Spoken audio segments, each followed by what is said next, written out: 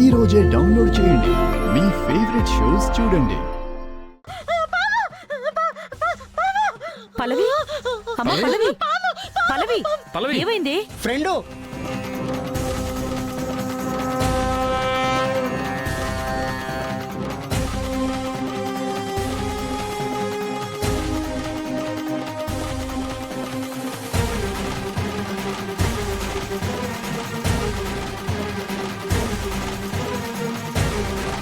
ఏంటి ఏమైంది?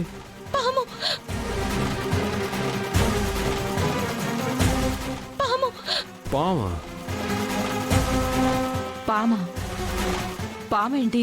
పాము పాము కల్లోకొచ్చింది.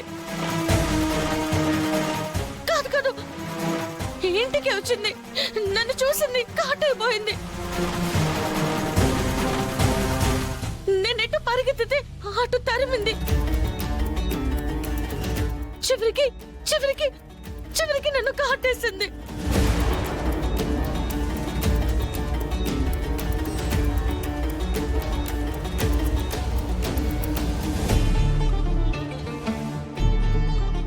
ఏం మాట్లాడుతున్నావు పల్లవి?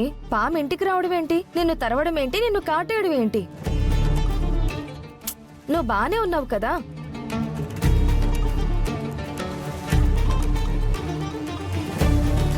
పల్లవి, నీకేదో పీడకలొచ్చిందమ్మా. అదే అయ్యుండొచ్చు అత్తయ్య. ఎందుకంటే పాములు, పుట్టలు, చెట్లు ఇవన్నీ కల్లోకే వస్తుంటాయి కదా, అలాగే వచ్చుంటుంది. మంచినీళ్ళు తాగి పడుకో, అంతా సర్దుకుంటుంది.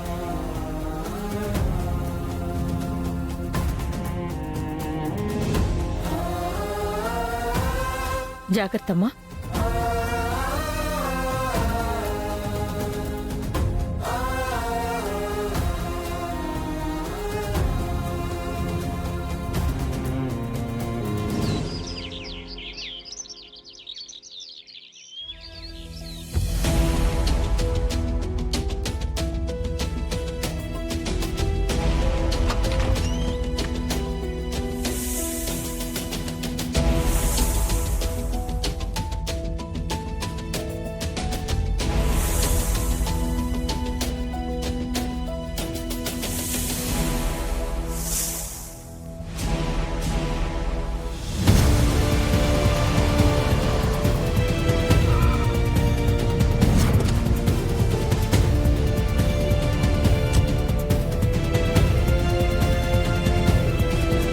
పల్లవి పల్లవి, అమ్మా పల్లవి,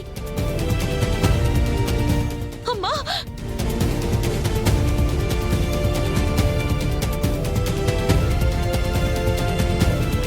అమ్మా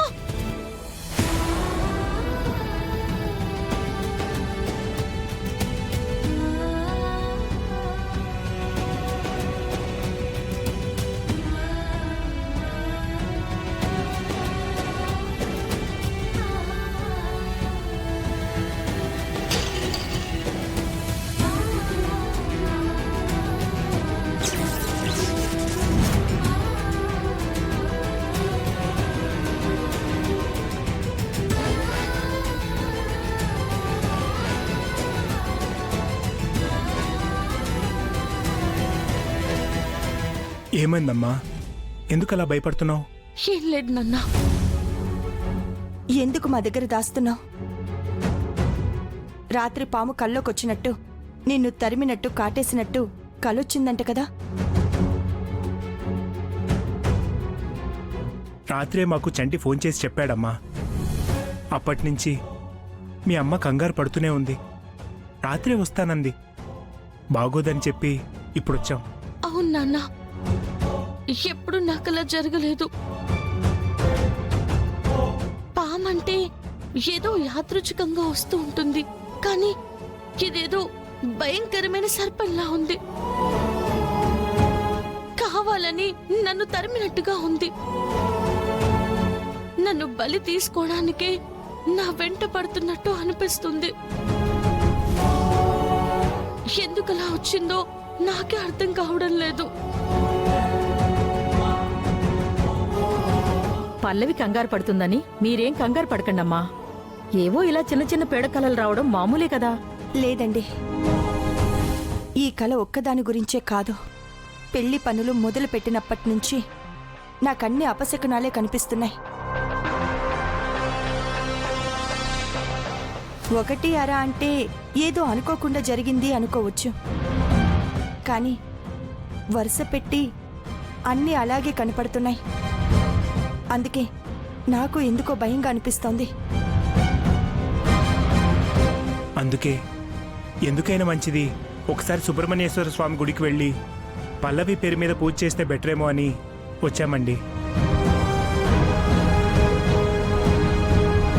అంతే. ఇంకొకటి. ఆంటీ ఆంటీ, ఒక నిమిషం. ఆ గుండం వచ్చింది. అదెందుకు వచ్చింది? హ్మ్. రాత్రి ఆ పల్లవి కల్లోకి పాము వచ్చింది అని భయపడింది కదా. ఈ మెసేజ్ ని మీ చిన్న కొడుకు వాళ్ళకి పోస్ట్ చేశాడు. దాంతో ఏదో అరిష్టంగా అనిపిస్తుంది, అపశకునం అనిపిస్తుంది అని, ఏదైనా గండమేమో అని గుడికి వెళ్లి పూజ చేపించుదామని వచ్చింది. ఆవిడ గుడికెళ్ళి పూజలు చేయించేస్తే రాసిపెట్టిన గండం తప్పిపోతుందా? అవును. నా కొడుకు జాతకం ప్రకారం చేసుకున్న మొదటిది చచ్చూరుకుంటుంది. సో మొదటిగా అదే పెళ్లి చేసుకుంటుంది కాబట్టి దాని చావుని ఎవ్వరూ ఆపలేరు. ఆ గండాన్ని ఏ పూజ తప్పించలేదు. అలా అని ఎందుకు అనుకోవాలంటీ? గుండం ఏమీ మామూలుది కాదు. అక్కడికి వెళ్లి పంతులు గారికి వివరాలన్నీ చెప్పి ఏదైనా దోష పరిహారం కోసం పూజలు చేయించిందనుకోండి, పొరపాటున దాని మంచితనంతోనో ఆ దేవుడి అనుగ్రహంతోనో ఆ పూజ వల్ల గండాలు తప్పిపోతే అప్పుడు మీ పరిస్థితి ఏంటి? భువన పరిస్థితి ఏంటి?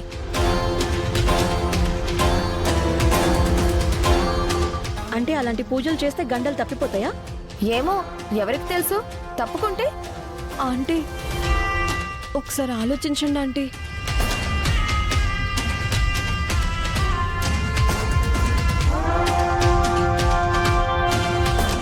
సరే అక్షిత, నీ అనుమానాన్ని కూడా కొట్టి పారేయడానికి ఏమీ లేదు. అప్పుడు ఒక పని చేద్దాం. గుడికి వెళ్లకుండా ఆపడం ఎందుకు? ఆపితే అనుమానం వస్తుంది. వెళ్ళనిద్దాం. మనం కూడా దగ్గరుండి పూజ చేద్దాం. కానీ ఆ పూజ పూర్తవకుండా చేసి నాశనం చేశామనుకో, ఒకవేళ పరిహారం జరగాలని రాసున్నా జరగదు కదా.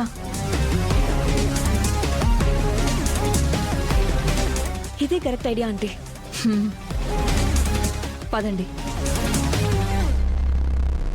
ఎందుకైనా మంచిది పూజ చేయిద్దామండి. తప్పకుండానమ్మా, దాందే ఉంది, చేద్దాం. అరే వదిన గారు, మీరా? ఎంతసేపు అయిందొచ్చి? ఇప్పుడే వచ్చామండి. ఏంటి ఇంత ఉదయాన్నే? అదే మమ్మీ, రాత్రి తనకు పీడకాలం వచ్చింది కదా.